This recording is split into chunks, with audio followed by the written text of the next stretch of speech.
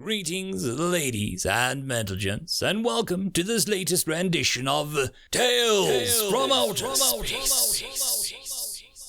Taken from the subreddit HFY. All the relevant links will be down below. And as always, I hope that you enjoy, and if you do, please consider supporting the channel. Now, on to the science fiction. I would like to give a quick thanks to our Tier 5 channel members and patrons. Fallen Angel, Buzz Killington. Thank you again. Now on to the story. Story number 1. Civilized War by Hurtado. Translation script note. The following article has been transcribed from Shuttle. Several rewriting measures have been taken in deviation from the precise translation of the original text. For further inquiries, enter #03-54-0111-0238-62849. Authorized by Zawashi Nak. Humans are, to put simply, complex. Dealing with humans is like reading a sentence that you just read. They contradict themselves. They say one thing, while another is true. I know many have written about this topic in varying measures, citing their innate predatory practices, similar to their social networking cognitions and the resulting mayhem that can ensue from such. Many will write about such in terms of the combat capacities, their aspirations to fight, to kill, to make wholesale war. Many such writings hold them as apex warriors of terrifying effect. In my frank opinion, such is false. By many measures, they are certainly more fierce as a species than most, if not all. High gravity, highly competitive, variant class death wielders, brains designed for network, for understanding, and for maximal violence in every sense against their chosen foe. And that is only scratching the surface of their physical and mental abilities. Their history can prove that too. But it doesn't hold true as we know them now. They reserve themselves. They are miserly with their warriors and hesitant to inflict any more damage or loss than absolute bare minimum that is required. They also reserve their weapons and weaponry technology as well. They elect to eschew certain areas of weaponry and warfare out of compassion for their enemies. They had been for a considerable time before their meeting with the wider community at large. This reservation, this lack of commitment of weapons, armor, tactics, and manpower tames them, in comparison to other species who are less interested in such restrictions, or such civility. A big stick is scary, but its only true measure of the wielder is if they're willing to wield it. That is why other races out there, such as the Sepharasi or the Taloks, are in many cases greater warrior species. However, we still fear them, and rightly so. Humans restrict themselves, but they also plan. The first major conflict humans had with another species was on behalf of a client herbivore race, and was actually against the Sepharasi.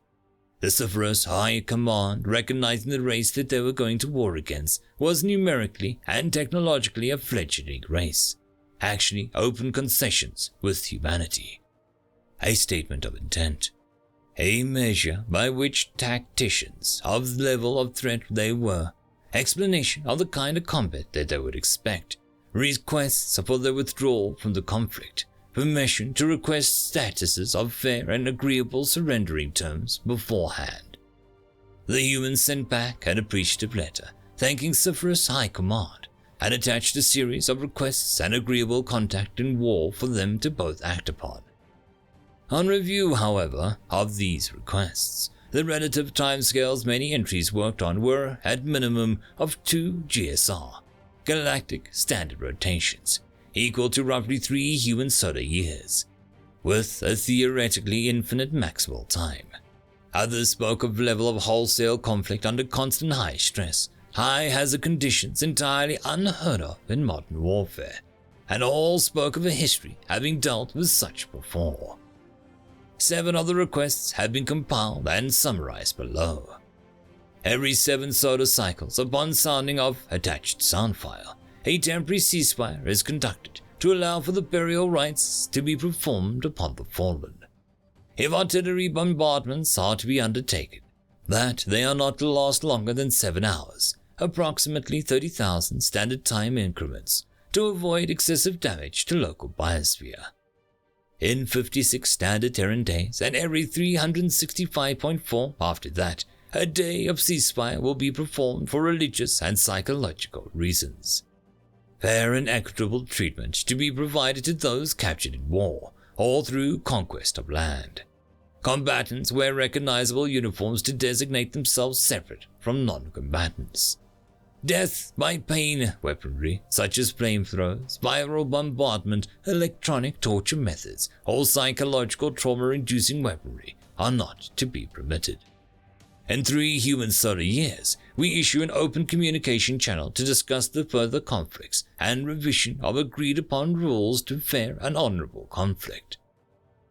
The original text contained 56 individual requests, each similar in nature. Upon revision of such an extensive list and such extremely long-term preparations, the Sufferer's High Command maintained open communications with humanity. As such a long-term conflict, containing both entrenchment and guerrilla warfare, was entirely unheard of in modern conflict.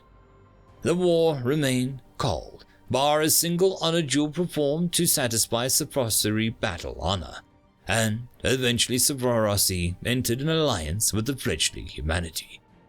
Every year they perform a combined arms performance exercise on one of their planets, during this anniversary of the declaration of war, ending traditionally an honor duel between 2 of the greatest swordsmen from either planet.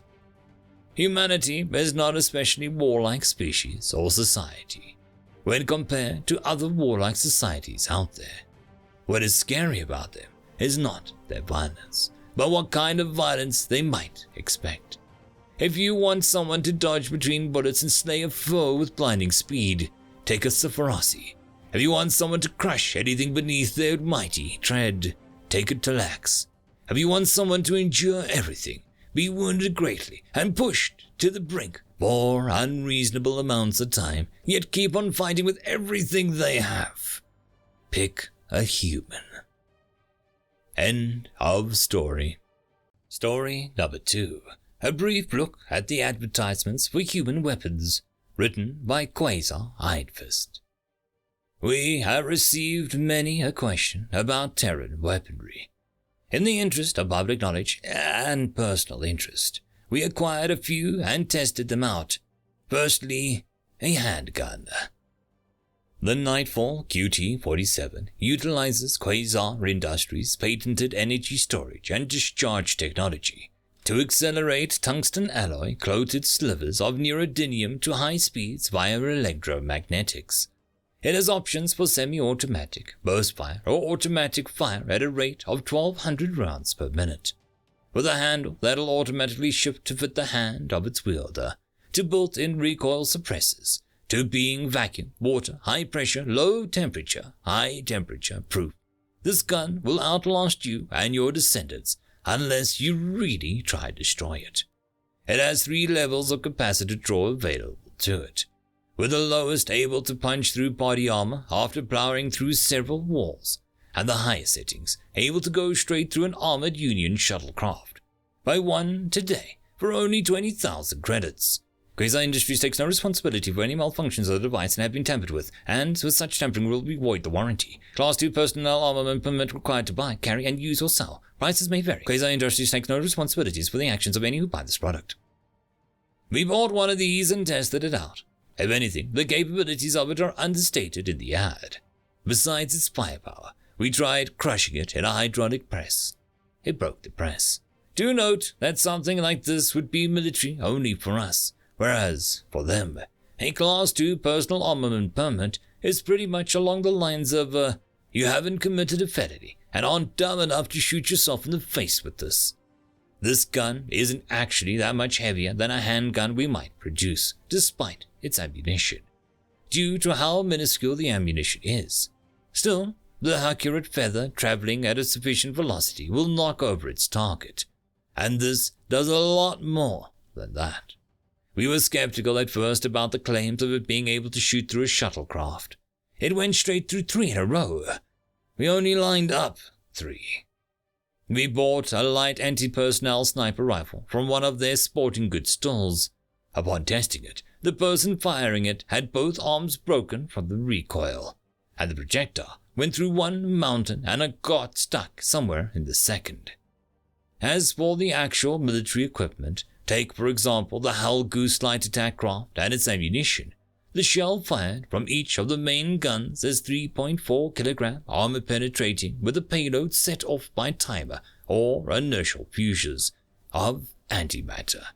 To be more precise, anti-hydrogen, and as such the amount of it that in order for it to fit into the shell, it is compressed via electromagnetics to be solid.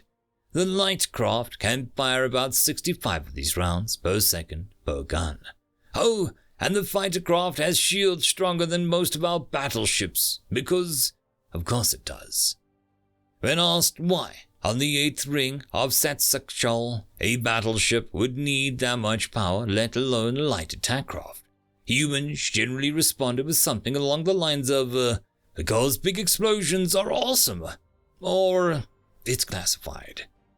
I think it's safe to say that if firing it doesn't kill you, having it fired at you definitely will. Holds true. End of story.